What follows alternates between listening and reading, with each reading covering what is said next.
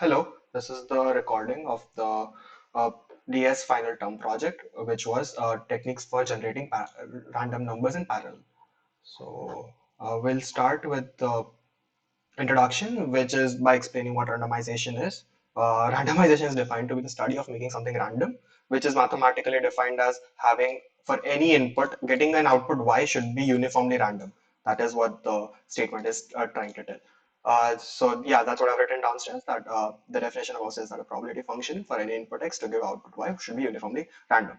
So for this is for one number to be generated for a function to be called a random number generator.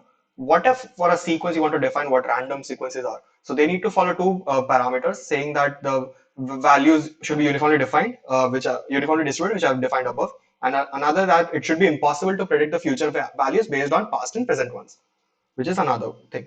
So these are all definitions for a function to give a random output, not anything that is random, because this is what the report is being focused on.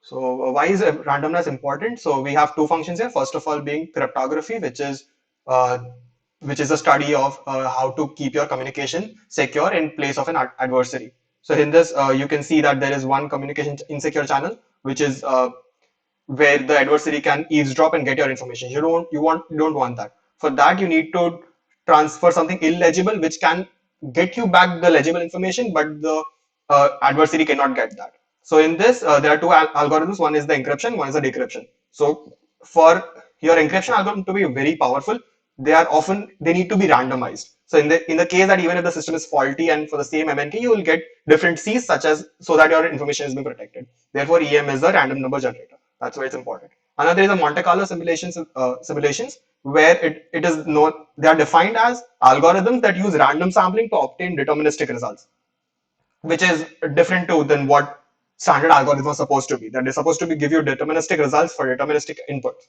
So this is something different. And here is an example which shows how to determine the value of pi, which is the code is I've explained here that you select two random values from 0 to 1, and if they are in a circle, so you will get the density of the amount of points in a circle to the total amount of points. So that will give you the 1/4 area of a circle. So therefore, pi would be as the radius is 1, you will get pi by 4. Therefore, pi would be 4 into the density. That's what I've given here. So the problem that exists is the computers that we currently use are completely deterministic. You'll give set of steps and they'll give you the result. Uh, Completely deterministic. There is no randomness. You'll need to define something known as pseudo randomness, where the problem of defining whether your sequence is random or not is more difficult than proving that the sequence is random. So you'll not need to go there. These are some examples which obey pseudo randomness.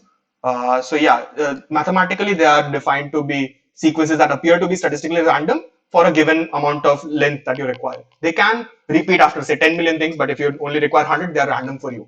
For the job that is required, if it's good enough, then you're known as pseudo random numbers.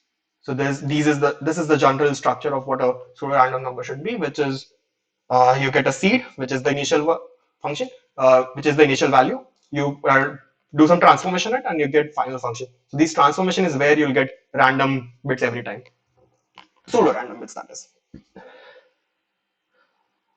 Yeah, so this is what I've said that the sequence generated by the computer algorithm is not truly random, but it appears to be random, which is known as a pseudo random sequence. So there are two ways of generating random numbers. One is sequential and one is parallel. So parallel is what we need, but for parallel to be introduced, you need the basics of sequential random number generators, which would be used as building blocks for the next one.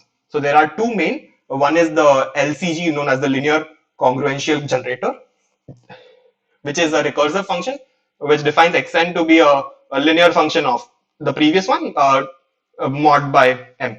So what the linearity does is it does not let it remain the same value every time, and the modulo function would keep it in the required range that you want. So that is what I've written here. Yeah, and there are some advantages and disadvantages to it. Advantages being that it's very quick if the m is chosen to be a power of 2, because division by any power of 2 is very easy in a computer. Disadvantage is that it would provide a highly correlated lower order bits if you have chosen it to be 2.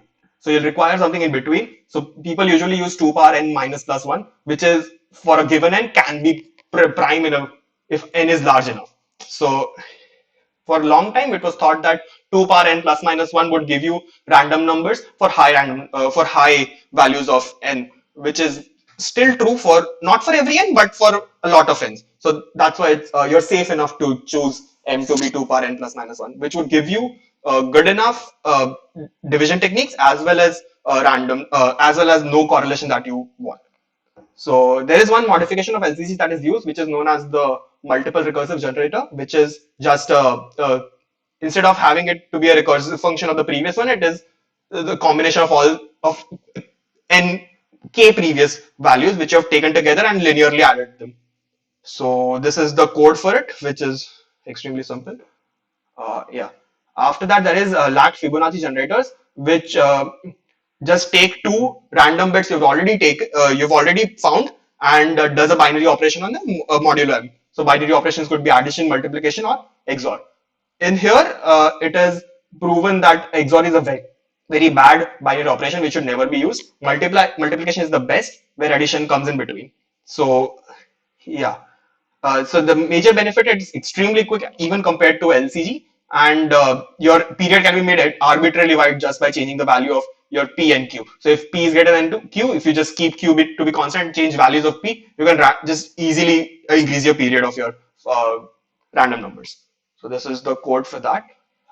Where you'll so the seed is where the P and Q values should already exist, and then you can generate the next ones. And the P and the Q values shift by one. So what happens is the sequence, if you've taken 6, 3, 4, 1, 2, and if you've chosen 1 and 2, so 6 and 3. So next time, if you add one number to it, it is appended to the rightmost side, and your whole sequence shifts. So now your P equal to 1 and Q equal to 2 becomes 3 and 2, which were earlier 6 and 3. So that's how it goes. It can be seen here very easily, but it's just an explanation of that. The last one is a combined generator, which is not used much, but it's just that rather than having an LCG, which is a very high modulo m to get a big enough value, you can use two different random generators and add them. So as you might select A and M, which give you a particular sequence, and another A and M, which give you a different sequence. So together, when you add it, the idea is that they would cancel their trends would cancel out each other, and you would get something which has a higher quality of randomness. So this is yeah. The conclusion that I draw from it is that pseudo random techniques are not complicated, but they are just tricky. So you need to. It's just a combination of recursion and modulo, which gives you a random enough sequence.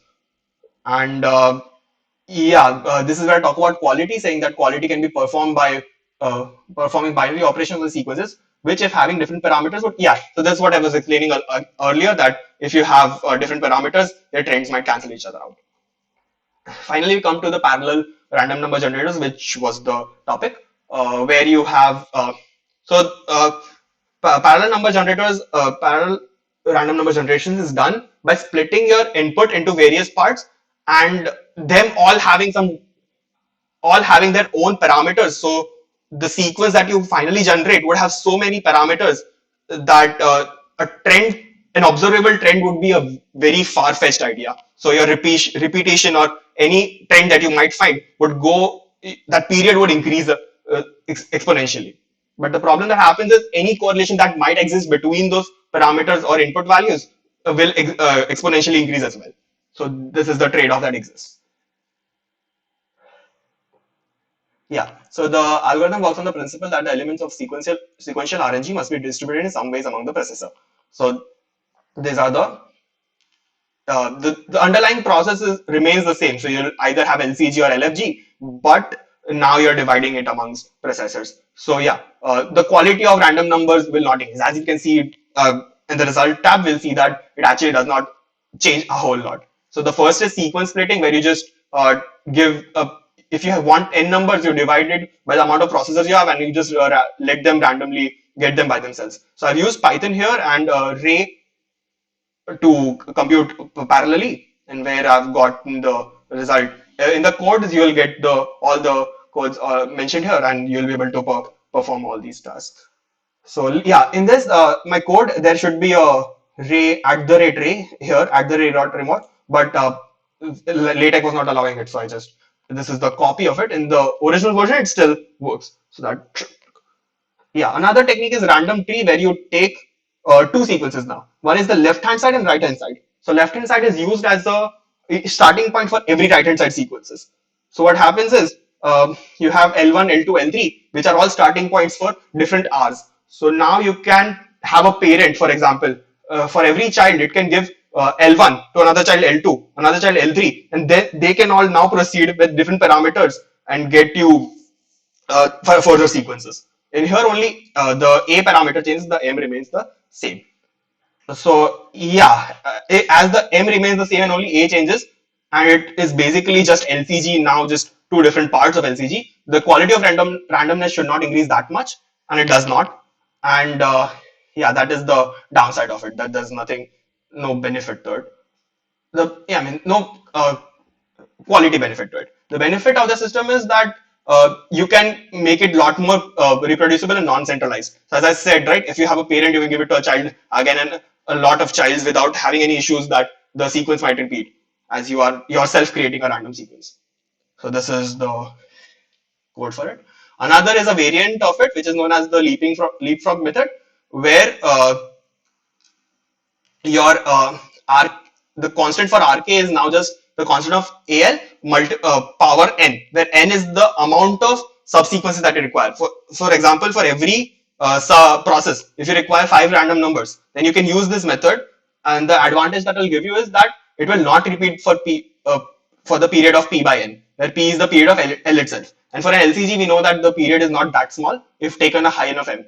So now you can get a fairly consistent random number generation here. Still, as it is still based on LCG without any modification, the quality of randomness does not increase a whole lot. This is the modified leapfrog where you change the ordering of it because now you know the amount of processes that you have, but not the amount of what do you call them random numbers that you want to generate. So now you flip the functions in some sort, and now you give the AL to be the power of n, with n being the amount of processors that you have. It has the same advantage disadvantage because it's just a flipped algorithm. It doesn't change a lot. This is where I'll compare and contrast them. So the quality of randomness I've checked using the blocking test method, where so to n random variables, if taken together and distributed evenly, you'll find that they follow the normal random distribution because they should be random. So if you have like per se 10 pseudo random numbers, they should all combine together to give you a slope which resembles a Gaussian or a normal distribution. So I've taken the mean and the variance, and as close as the mean is to 0 and the variance is to 1, you'll know that converges to uh, a proper true random number or normal distribution. As you can see here, they are not at all close by, but I've seen online results which are much closer to it. So it suggests that my interpretation, my eg- eg- codes are not that precise, but they are still not that close. And so I can still predict that, as I predicted earlier, that the quality of randomness does not increase. Theoretically, that had to be true, and you can see here they are all very close to each other. I cannot trust my pure sources, or I can at least trust the relative difference of them. So that's the result. So this is the testing algorithm that we use, the blocking algorithm. I've taken this for the this one. Which one? The leapfrog method, where I've measured the mean and the variance. On the time front, you can see that sequence splitting is the fastest because it's just n different things doing by itself. Whereas other require a overhead saying that first L will be computed and then they'll be given to R. So there, and in between them there's not a lot of things to separate them, but it's still a lot slower than lot, meaning still if it's just 1,000 distributions, right? So zero point 0.5 and 0.84 are far enough. So that's the report that I have. Uh, another task, sorry, another task that I was given was to get a simple MPI code for Monte Carlo simulation, MPI or Erlang. I have used MPI and I've calculated the value of pi, which I already had done earlier using Python, but now this is just using MPI. So that is the end of my report. I'll upload this.